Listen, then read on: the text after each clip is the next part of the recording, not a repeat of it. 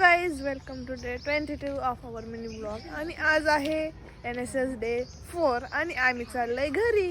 आम्ही इथं बसची वाट बघत थांबलेलो होतो आणि नंतर 9ची बस 9:15ला आली. मग आम्ही बसमध्ये बसलो आणि घोडेगाव मध्ये उतरलो. घोडेगाव मध्ये पण आम्ही दुसऱ्या बसची वाट बघत बसलो होतो. नंतर नेवासा बस भेटली आणि तिथपर्यंत बसलो. माझ्यासोबत या दोघी होत्या नेवासा फाट्यापर्यंत. नेवासा फाट्यावर मी उतरून घेतलं आणि त्या समोर गेल्या. मी इथे नंतर एकटीच होते. घरी गेल्यावर मला माझा भाऊ घ्यायला आला. नंतर घरी आले.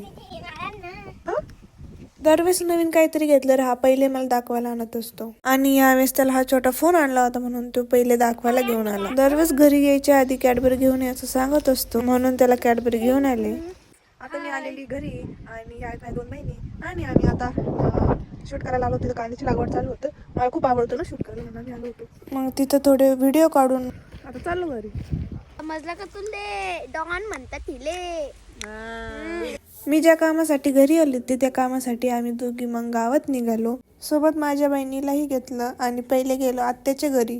ती काय घरी नव्हती. मग काय मीच कुलूप उघडलं आणि तिला येऊपर्यंत थांबलो. त्यानंतर थोडं सामान घेऊन आम्ही गेलो ATM मध्ये.